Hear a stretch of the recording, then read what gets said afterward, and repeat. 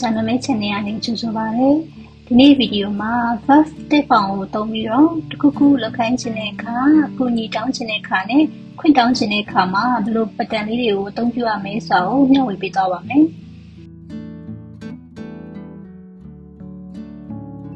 ခုပထမဆုံးတစ်ခုအနေနဲ့အကူအညီတောင်းတဲ့အခါမှာသုံးရတဲ့သုံးလေးရနေစကြည့်မယ်နော်ကိုကနေတယောက်စီကနေပြီးတော့ဒါလေးလုပ်ပေးပါလားဒါလေးလုပ်ပေးလို့ရမလားစသဖြင့်ပေါ့နော်အကူအညီတောင်းတဲ့အခါမှာသုံးရတဲ့သုံးလေးဖြစ်ပါတယ်ဒါလေးကိုသုံးဖို့အတွက်ဆိုရင်ပထမဆုံးဒီဘက်မှာ verb take ခရမတ်ဆိုလေးကိုစကြည့်မယ်နော်ဒီ verb take ခရမတ်က N5K grammar ဖြစ်တယ်တယောက်ကကိုယ်တခုခုလုပ်ပေးတယ်ဝယ်ပေးတယ်တင်ပေးတယ်စသဖြင့်နော်လုပ်ပေးတယ်ဆိုပြီးတော့မှသုံးတဲ့ grammar လေးပါအခုဒီ verb take ခရမတ်ကိုအခြေခံပြီးတော့မှပေါ့နော်ဒီဘက်အကူအညီတောင်းတဲ့ပုံစံလေးပြောင်းပြီးတော့သုံးကြည့်ကြပါမယ်ဆိုရင်ဒီဘက်မှာဒီမြားလေးပြထားတဲ့အတိုင်းပေါ့နော်အောက်ကနေပေါ်ကိုတဖြည်းဖြည်းနဲ့ပို့ပြီးတော့ရင်ကျေးသွားတဲ့ပုံစံလေးတွေအနေနဲ့သုံးကြည့်ကြမယ်နော်ဆိုတော့အောက်ဆုံးတစ်ခုက verb take ခရတော့ verb take ခရဆိုတော့သူကဒီဘက်က verb take ခရ must လုပ်ပေးရဆိုတဲ့ pattern ကိုပဲ must လေးဖြုတ်ပြီးတော့ take ခရဆိုပြီးတော့ပြောတာပေါ့နော်သူကလိုလေတန်လေးလဲဆိုရင်အချင်းချင်းကြားမှာပေါ့နော်ကိုယ်နဲ့ရွယ်တူတော့မဟုတ်မိသားစုဝင်တငယ်ချင်းပေါ့နော်ဒီလိုတွေကြားမှာအကူအညီတောင်းတဲ့အခါမျိုးမှာတာမန်သုံးနေပေါ့နော်ဥပမာ Desiderimas ကိုထည့်သုံးကြည့်မယ်နော် Desiderated ခရကူညီပေးအောင်ကူညီပေးပါဒီလိုမျိုးလေးပေါ့ဆိုတော့သူ့ရဲ့အပေါ်မှာနောက်တစ်ခုက verb take သူလည်းတူတူပဲတကယ်တော့เนาะသူတို့ကလေတန်အဖြစ်တိတ်တော့မကွာဘူးအချင်းချင်းကြားမှာပဲသုံးမယ်ပေါ့เนาะဒီ verb ကိုတက်ဖောင်တိုင်းလေးပဲထားပြီးတော့အကူအညီတောင်းတဲ့ပုံစံပေါ့ဥပမာခုန Desiderimas ကိုပဲထည့်သုံးမယ်ဒါ Desiderated ဆိုရင်ကူညီပေးအောင်ဒီလိုလေးပဲပေါ့နော် Desiderated ခရပဲဖြစ်ဖြစ် Desiderated ပဲဖြစ်ဖြစ်လုပ်ပေးလို့ပြောတာပေါ့နော်ဆိုတော့မျိုးနောက်တစ်ခုအပေါ်မှာ verb take ခရနိုင်ဆိုဒီနေရာမှာဗာလေးတွေ့လဲဆိုရင်9ကိုတွေ့ပေါ့နော်9ကပုံမှန်အဖြစ်ဆိုရင်တော့အငင်းဖောင်ဖြစ်တယ်သို့တော့ဒီနေရာမှာတက်ခရ9လို့ပြောတဲ့အဓိပ္ပာယ်ကလုံးမပေးနိုင်ဘူးလားပေါ့အဲ့လိုမျိုးအငင်းဘက်ကနေပြီးတော့မှမေးလိုက်တဲ့ပုံစံလေးပေါ့နော်လုံးမပေးနိုင်ဘူးလားဆိုတော့လုပ်ပေးမလားလို့မေးရနေတော့အတူတူပဲနော်ဆိုတော့သူလည်း Desiderimas ထည့်တုံးကြည့်မယ် Desiderated ခရ9ကူညီမပေးနိုင်ဘူးလားကူညီပေးပါလားလို့ပြောတဲ့ပုံစံပေါ့နော်ဆိုတော့ဒီအောက်က3ခုကတော့လူရအဖြစ်ပြောမယ်ဆိုရင်ကိုယ်အချင်းချင်းနေကြမှာတာမန်အဖြစ်အကူအညီတောင်းရင်ဒီလိုပုံစံလေးသုံးမယ်ပေါ့နော်ဒီကနေမှတစ်ဆင့်နည်းနည်းလေးပို့ပြီးတော့ယဉ်ကျေးခြင်းနဲ့ဆိုရင်အပေါ်က verb take ခရ site တော့ take ခရ site ကတော့ line 5မှာပေါ့နော်ပါပြီးသား grammar ဖြစ်တယ်သူ့ကိုလည်းဒီအကူအညီတောင်းတဲ့အခါမှာပြောလို့ရတယ်ပေါ့အဲ့တော့ခုန Desiderimas ကိုပဲထည့်သုံးမယ်ဆိုရင်Desiderated ခရ site ကူညီပါပေါ့နော်ဆိုတော့ကူညီပေးပါဒီလိုပြောတာပဲဆိုတော့အဲ့ချက်ပို့ပြီးတော့ကိုကပိုရင်ကျေးခြင်းနဲ့ဆိုရင်နောက်တစ်ခုအပေါ်မှာ verb take ခရမဆန်ကအဲ့တော့ခရအောက်ကလေခုနပြောခဲ့တဲ့ verb take ခရနိုင်ဆိုတာထက်တော့အဲ့ပုံကနေပဲတော့မဆန်ကနဲ့ပြောင်းသုံးလိုက်ရင်ကျတော့တော့အရင်ရင်ကျေးတဲ့ပုံစံဖြစ်သွားတယ်ပေါ့နော်တော့ Desiderimas ကိုပဲထည့်သုံးရင် Desiderated ခရမဆန်ကကူညီပေးနိုင်မလားပေါ့နော်ဒါရိုးတည်ရင်ကျေးပုံစံလေးဒီကနေမှအပေါ်ဆုံးတစ်ခုပို့ပြီးတော့အရင်ကျေးဆုံးပေါ့နော်ဆိုရင်ဒီကverb take ခရဆိုင်မဆန်ကသူလည်းဘယ်လာလဲဆိုရင် take ခရဆိုင်ကပဲလာတာနော် take ခရဆိုင်ကို take ခရဆိုင်မဆန်ကလို့ပြောလိုက်ရင်ကြတော့ဒါကိုရင်ကျေးကူညီတောင်းတဲ့ပုံစံမျိုးဖြစ်သွားတယ်ပေါ့နော်ဆိုတော့ Desiderimas ကိုပဲထည့်သုံးကြည့်ရင် Desiderated ခရဆိုင်မဆန်ကကူညီပေးနိုင်ပါမလားဆိုမျိုးပေါ့နော်ဒီလိုအစစ်စစ်သုံးသွားလို့ရပါတယ်အခုသုံးသွားတဲ့ pattern တွေကဘယ်အောင်အခြေခံပြီးတော့ပြောင်းထားရလဲဆိုရင် verb take ခရ must ကိုအခြေခံပြီးပြောင်းထားတဲ့ပုံစံတွေလို့အကြမ်းပြင်းပေါ့နော်အလွယ်အနေနဲ့မှတ်ထားလို့ရပါတယ်ဆိုရင်ဥပမာလေးတစ်ချက်သွားကြည့်မယ်နော်ခု level လေးတစ်ချက်တက်ကြည့်မယ်နော်ちょっと手伝ってくれဒါနည်းနည်းလောက်ကူညီပေးအောင်ပေါ့တက်ခရကိုတုံးထားတဲ့ဖြစ်တဲ့အတွက်ဒါအချင်းချင်းပြောတဲ့ပုံစံပေါ့နော်နောက်တစ်ခုတမန်ကိုကတ်တက်ခစ်တဲ့နဲ့ဆိုရင်ကျဲဝေလာခဲ့ပြီနော်ဆိုရင်လေသူလည်းပဲကိုချင်းချင်းမိသားစုဝင်ချင်းချင်းတငယ်ချင်းချင်းပြောတဲ့ပုံစံမျိုးပေါ့နော်သူရင်ချင်းကြမှာကူညီတောင်းတဲ့ပုံစံမျိုးပေါ့နောက်တစ်ခုこの漢字説明してくださいဒါဆိုရင်တော့ဒီ漢字လေးရှင်းပြပေးပါဆိုတော့သူကတော့ယဉ်ကျေးတဲ့ပုံစံလေးဖြစ်သွားပြီနောက်တစ်ခုこれ貸してくれませんかဒါလေးငါမပေးနိုင်ဘူးလားငါပေးပါလားပေါ့နော်ဆိုပြီးတော့ရင်ကြီးပြောတယ်သူ့ကိုနောက်ကတက်ခူတဲ့နိုင်နဲ့လည်းတုံးလို့ရတယ်ပေါ့နော်အတူတူပဲပေါ့ခရီး cash တက်ခူတဲ့နိုင်ဆိုတော့ဒါမဲ့ဘာလေးကွာလဲဆိုရင်တက်ခူတဲ့မဆန်ကတော့နည်းနည်းလေးပို့ပြီးတော့ရင်ကြီးတယ်ပေါ့နော်တက်ခူတဲ့နိုင်ထက်စားလို့ရှိရင်တော့နောက်ဆုံးတစ်ခုခရီး calculate တက်ခူတဲ့ဆိုင်မဆန်ကဒါလေး confirm လုပ်ပေးလို့ရနိုင်မလားပေါ့နော်ဒါဆိုရင်တော့သူအရန်ကိုရင်ကြီးနဲ့ကုညီတောင်းတဲ့ပုံစံလေးဖြစ်သွားမယ်နော်တက်ခူတဲ့ဆိုင်မဆန်ကိုတုံးလို့ရှိရင်ကြတော့ခုနောက်တစ်ခုအနေနဲ့လည်းအကူညီတောင်းတဲ့အခါမှာတုံးရတဲ့ပုံစံတွေပဲဆက်ကြည့်ပါမယ်ရှေ့ရတဲ့အဓိပ္ပာယ်ကတော့အတူတူပဲပေါ့နော်သူများစီကနေပြီးတော့တခုခုလုပ်ပေးပါလားလုပ်ပေးလို့ရနိုင်မလားလို့အကူညီတောင်းတဲ့အခါမှာတုံးရတဲ့ပုံစံတွေပါဒီ pattern လေးခုကတော့လေးခုစလုံးကတော့ပေါ့နော် polite form လေးဖြစ်တယ်နောက်ပြီးတော့သူကကြတော့ဘာကိုအခြေခံပြီးတော့တုံးထားလဲဆိုရင်ဒီ verb တဲ့ moraimasu နဲ့ verb တဲ့ itadakimasu and 5 ရဲ့ grammar ပဲเนาะသူလည်းတရားစီကနေတခုခုလုပ်ပေးတာကိုရရှိရလက်ခံရရှိရပေါ့နော်ဆိုတဲ့ pattern ကိုအခြေခံပြီးတော့မှသုံးပါမယ်ရှိမှကျတော့ကျမတို့ verb တဲ့ grammar ကိုအခြေခံပြီးတော့ form ပြောင်းပြီးတော့သုံးခဲ့တယ်ပေါ့နော်အခုကတော့ temoraimasu နဲ့ itadakimasu ကနေသွားတဲ့အကူအညီတောင်းတဲ့ပုံစံလေးတွေကိုလေ့လာကြည့်မယ်နော်ဆိုတော့ဒီလေးခုစလုံးကတော့ခုနကပြောတဲ့အတိုင်းပဲ polite form ဖြစ်တယ်ဒါကြောင့်မို့လို့လုပ်ငန်းခွင်တွေမှာကိုယ့်ထက်လူကြီးတွေပေါ့နော်အထက်လူကြီးတွေကိုလည်းပြောလို့ရသလိုဒီပေါ့နော်ကိုနဲ့မသိတဲ့ဒီဇိမ်းတွေကိုလည်းရင်ကြီးပေါ့နော်ခုညီတောင်းခြင်းတဲ့ခါမှာဒီလေးစလုံးကိုသုံးလို့ရပါတယ်ဆိုတော့အောက်ဆုံးကနေစကြည့်ပါမယ် verb တဲ့ moraimasu ကဆိုရင်တဲ့ moraimasu ကနေသူကယူform ပြောင်းထားတာပေါ့နော်တဲ့ moraimasu ကကူညီပေးလို့ရမလားဒီပဲကတော့တူတူပဲเนาะအားလုံးอ่ะဆိုတော့သူ့ထက်ပို့ပြီးတော့မှရင်ကြီးခြင်းလေလို့ဆိုတဲ့အခါမျိုးမှာသူ့အပေါ်อ่ะ verb တဲ့ morai nai de shoka တဲ့ morai nai de shoka ပေါ့เนาะသူ့ကိုသုံးလို့ရပါတယ်ဒီထက်ပို့ပြီးတော့ကွာရင်ကြီးခြင်းလေဆိုရင် verb တဲ့ itadakimasu ကတော့တဲ့ itadakimasu ကတော့ဒီ M4 grammar ပေါ့เนาะ M4 ပြီးထားတဲ့လူဆိုရင်တော့သိပါလိမ့်မယ်သူလည်းပဲလုပ်ပေးလို့ရမလားလို့သူများကိုကူညီတောင်းတဲ့အခါမှာသုံးတဲ့ pattern ကိုမှအရန်ရင်ကြီးတဲ့ pattern ပေါ့နော်ဆိုတော့ဒီထက်ပို့ပြီးတော့ရင်ကြီးခြင်းလဲဆိုရင်တော့အပေါ်ဆုံးမှာရေးထားတယ်တဲ့ itadakenai de shoka တဲ့ itadakimasu ကိုပဲထပ်ပြီးတော့ polite ဖြစ်အောင်လုပ်လိုက်တဲ့သဘောပေါ့နော်အဲ့တော့ကိုကဒါကတော့ကိုအချင်းခါပေါ်မှာမူတည်ပြီးတော့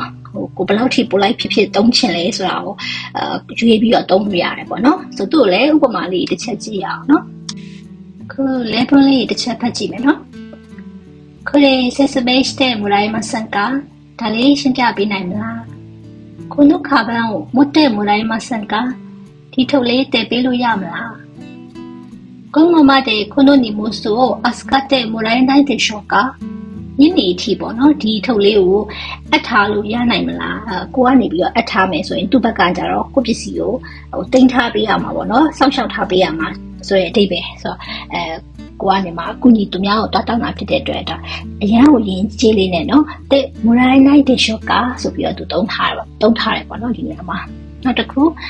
sky kata ကို教えていただけませんかဆိုတော့အသုံးပြုပုံပြုနည်းလေးကိုပြပြပေးလို့ရနိုင်မလား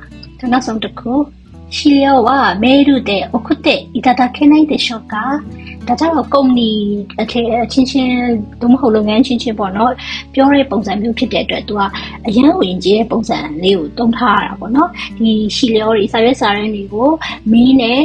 ကိုစီကိုပေါ့နော်ပို့ပေးလို့ရနိုင်မလားပို့ပေးပါလားလို့အကူကြီးလှမ်းပြီးတော့တောင်းတဲ့ပုံစံလေး request လုပ်တာပေါ့နော်ဒါကြောင့်မလို့တဲ့イタダケナイでしょうかဆိုတဲ့အရင်ကျေးဆုံးပုံစံလေးကိုတုံးထားတယ်ပေါ့နော်ဒါလေးကတော့ဥပမာ sentence လေးပါ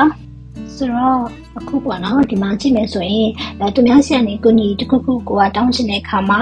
ပထမဆုံးပြောခဲ့တဲ့ခူရဲမတ်ကနေတွားတဲ့ပုံစံနဲ့အခုဒီတဲ့မိုရိုင်းမတ်တဲ့イタダキマスကနေတွားတဲ့ပုံစံဆိုပြီးတော့အုပ်စုလေးနှစ်စုခွဲပြီးတော့မှမှတ်လို့ရပါတယ်ဒီမှာမှကိုနဲ့ level 2တွေဆိုရင်ဘယ်လိုပုံစံသုံးပြီးတော့လုပ်ငန်းခွင်တွေကိုထက်ကြီးရဲ့လူတွေဒီဇိုင်းတွေဆိုရင်ဘယ်လိုလေးအကူကြီးတောင်းမယ်ဆိုတာလေးကိုခွဲပြီးတော့ပြောပြပေးသွားတာဖြစ်ပါတယ်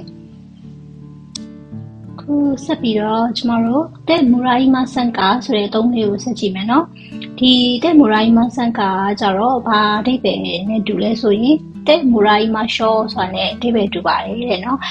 သူကကြတော့ဒီတရားရောက်စီမှာပေါ့နော် direct သွားပြီးတော့အကူအညီတောင်းတာမျိုးမဟုတ်ဘဲနဲ့အဲ့ဒီသူစီမှာသွားပြီးတော့အကူအညီတောင်းကြမလားအကူအညီတောင်းကြရအောင်ဆိုတော့အဓိပ္ပာယ်မျိုးပေါ့နော်အဲ့လိုနေရာတွေမှာသုံးပါတယ်သူ့ကိုဘာလို့ဒီမှာထည့်ထားလဲဆိုရင်သူကရှေ့မှာပြောခဲ့တဲ့မူရာရဲ့မဆန်ကနဲ့တွားပြီးတော့မှားတယ်လို့ပါဒါလေးသတိထားပြပါပေါ့နော် e နဲ့ a နဲ့ပဲကွာတယ်နော်ဒါပေမဲ့သုံးတဲ့နေရာမတူပါဘူးတဲ့မူရာ a မဆန်ကဆိုရင်ခုနရှေ့မှာပြောခဲ့သလိုပဲကိုဒီလိုလေးကူညီပေးပါဟိုဟာလေးကူညီပေးပါဆိုပြီးတော့တွားပြောတာဖြစ်ပြီးတော့တဲ့မူရာမဆန်ကဆိုရင်ကြတော့တဲ့မူရာမရှော့ဆိုတဲ့အဓိပ္ပာယ်မျိုးဖြစ်တယ်ဆိုတာလေးကိုဒီနေရာမှာပေါ့နော်ရှင်းပြချင်လို့ပါအဲ့တော့လေးပုံလေးတစ်ချက်ဖတ်ကြည့်မယ်နော်道がわからなくなりましたね。交番で教えてもらえませんか？လမ်းမသိတော့ဘူးနော်တွားနေနဲ့လမ်းပြောက်သွားပြီပေါ့နော်ဒါဆိုရင်ကိုယ့်ဘေးမှာပါလာတဲ့ဖို့တို့တွေရဲကင်းမှာတွားပြီးတော့မေးကြမလားပေါ့နော်ဂျပန်မှာကျတော့ဒီရက်ွက်လေးတွေမှာရဲကင်းလေးရှိတတ်တယ်လीနော်ဆိုတော့တွားနေနဲ့လမ်းမသိတော့ရင်ရဲကင်းမှာတွားမေးလို့ရတယ်ဆိုတော့သူတို့ကအချင်းချင်းပေါ့နော်တွားမေးကြမလားဆိုပြီးတော့ပြောတဲ့ပုံစံမှာနောက်တစ်ခု山田さんに手伝ってもらえませんか山田さんစီကနေတို့ကူညီတောင်းကြမလားပေါ့တို့မှာကိစ္စတစ်ခုရှိမှာပေါ့山田さんဆိုရင်ကူညီနိုင်မလားမသိဘူးဒါဆိုရင်တို့山田さんစီမှာကူညီတောင်းကြမလားဆိုပြီးတော့ပြောတဲ့ပုံစံဒီလိုနေရာတွေမှာသုံးမယ်ပေါ့နော်ဆိုတော့ဒီနေရာမှာထပ်ပြီးတော့သတိပေးချင်တာလေးတစ်ခုကကျမတို့တဲ့မိုရာရဲ့မဆန်ကနဲ့တဲ့မိုရာကြီးမဆန်ကအသုံးမတူပါဘူးเนาะဒါလေးကိုခွဲခြားပြီးတော့မှတ်ထားပေးပါအခုကျမတို့ပေါ့နော်ရှေ့မှာအကူအညီတစ်ခုတောင်းချင်တဲ့အခါမှာဘယ်လိုတောင်းရလဲဆိုတာလေးကိုပြီးသွားတဲ့အခါမှာဒီကိုကနေမှသူများစီကနေပြီးတော့တစ်ခုလုပ်ဖို့အတွက်ခွင့်တောင်းတာပေါ့နော်ခွင့်တောင်းတယ်လုပ်ပြရစီဆိုပြီးတော့အဲ့လိုမျိုးခွင့်တောင်းတဲ့အခါမျိုးတွေပါတောင်းရတဲ့ပုံစံလေးတွေကိုဆက်ကြည့်ကြပါမယ်ပထမဆုံးတစ်ခုအနေနဲ့ဒီ verb demo ides ကပေါ့နော်ဒီ demo ides ကand-fire grammar ပေါ့နော်တစ်ခုလုပ်ချင်တဲ့အချိန်မှာခွင့်တောင်းတဲ့တာမန်ခွင့်တောင်းတဲ့ပုံစံလေးပါဆိုတော့သူ့ကို level လေးနဲ့တစ်ချက်ကြည့်မယ်နော်明日休んでもいいですかနှစ်ဖြတ်ခွင့်ယူလို့ရမလားဒီလိုပုံမှန်လေးပေါ့နော်ခွင့်တောင်းတာနောက်တစ်ခုこの傘使ってもいいですかဒီထီသုံးလို့ရမလားပေါ့နော်ဒီထီလေးကိုသုံးချင်တယ်ပေါ့နော်အဆင်ပြေလားပေါ့နောက်ဆုံးတစ်ခု鉛筆で書いてもいいですかခဲတယ်နဲ့ရေးလို့ရမလားဆိုပြီးခွင့်တောင်းတာအဆင်ပြေတယ်ရေးလို့ရတယ်ဆိုရင်ရေးချင်တယ်ပေါ့အဲ့ဒီလိုမျိုးပုံစံလေးဒါရိုးခွင့်တောင်းတဲ့ပုံစံလို့မှတ်မယ်ပေါ့နော် demo ides ကအဲ့တော့ဒါပေမဲ့လုပ်ငန်းခွင်နေရုံးနေပေါ့နော်လူကြီးကိုပြောတဲ့အခါမှာကျတော့ဒီ demo ides ကကိုမတုံးမင်းနဲ့တွတ်ထပ်ပို့ပြီးတော့ရင်းကြီးတဲ့ပုံစံမျိုးကိုတောင်းရမှာဖြစ်တယ်ပေါ့နော်ဒါလေးကိုဆက်ကြည့်ပါမယ်ဒီတစ်ခုကတော့ရှေ့မှာသုံးခဲ့တယ်ပေါ့နော် demo ides ကထပ်ပို့ပြီးတော့ရင်ကြီးတဲ့ခွင့်တောင်းတဲ့ပုံစံပေါ့နော်လုပ်ခွင့်ပေးပါလုပ်ပြစေလို့ပြောတဲ့အဓိပ္ပာယ်ကတော့အတူတူပဲဒါပေမဲ့သူ့ကိုကြတော့ဒီ email တွေရေးတဲ့အခါတွေကိုယ့်ရဲ့ထက်လူကြီးရှိရနေပြီးတော့ခွင့်တောင်းတဲ့အခါမျိုးတွေမှာအဓိကသုံးမယ်ပေါ့နော်ဆိုတော့ဒီ pattern လေးရဲ့အသုံးကိုပြောမယ်ဆိုလို့ရှိရင်အရင်ဆုံးဘာကိုမှတ်မလဲဆိုရင်ဒီ pattern မှာကျမတို့က verb ကိုရိုး verb သုံးလို့မရပါဘူး verb ကို share key pattern ပြောင်းသုံးရပါမယ်ပေါ့နော်ဆိုတော့ verb share key ဆိုတာကတော့ and4 ရဲ့ grammar ဖြစ်ပါတယ်တော့ and4 မှာသင်ခဲ့တဲ့ verb share key ကစေခိုင်းတဲ့ form အနေနဲ့ကျမတို့မှတ်ခဲ့ကြရပေါ့နော်ဆရာကနေပြီးတော့ကျောင်းသားကိုစာလုပ်ခိုင်းတယ်အမေကကလေးကိုအင်္ဂလိပ်စာသင်ခိုင်းတယ်စသဖြင့်ပေါ့နော်ခိုင်းတယ်စေခိုင်းတယ်ဆိုတဲ့ form နဲ့